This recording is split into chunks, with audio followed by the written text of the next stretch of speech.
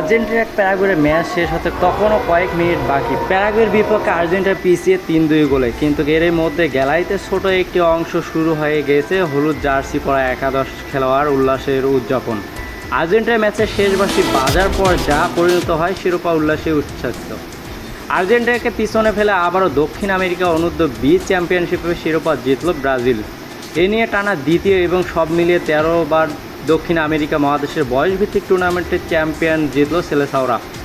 অথচ এবারে আসর ব্রাজিল শুরুটা ছিল ভুলে যাওয়ার মতোই। চিরপ্রতিদ্বন্দ্বী আর্জেন্টিনার কাছে 6-0 গোলে বিধ্বস্ত হয়েছিল বর্তমান চ্যাম্পিয়নরা। সেই ম্যাচে ব্রাজিলের দুর্দশা দেখে সম্ভাব্য শিরোপা জয়ী দলেদের তালিকায় থেকে অনেকেই কেটে নিয়েছে তাদের নাম। বিপরীতে আর্জেন্টিনাকে অনেকেই সম্ভাব্য ভেবেছিল এবারে আসলে সবথেকে চ্যাম্পিয়ন হিসেবে, কিন্তু উত্থান পতনের নাটকে সে আর্জেন্টিনাকে হতাশায় ডুবিয়ে শিরোপা জিতল ব্রাজিল। চূড়ান্ত পর্বে প্রথম 4 ম্যাচের শেষে ব্রাজিল ও আর্জেন্টিনার দু দলেরই পয়েন্ট ছিল 10 করে। ফলে শেষ ম্যাচে দিয়ে শিরোপা নির্ধারণের অপেক্ষায় ছিল দু দল।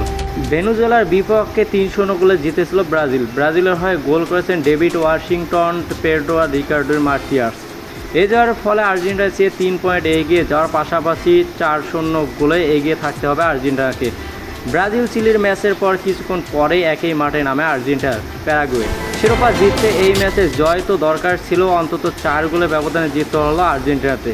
উল্টো আর্জেন্টিনা 3-2 গোলের ব্যবধানে হেরে গিয়েছিল তারা। ফলে গোল ব্যবধান নয়, 3 পয়েন্টে এগিয়ে থেকে শিরোপা জিতেছে ব্রাজিল। এর মধ্যে দিয়ে টুর্নামেন্টের প্রথম ম্যাচে 6 গোল খাওয়ার দুঃস্মৃতি যেন চাপা ছিল বিশ্ব ফুটবলের অন্যতম সফল দলটি।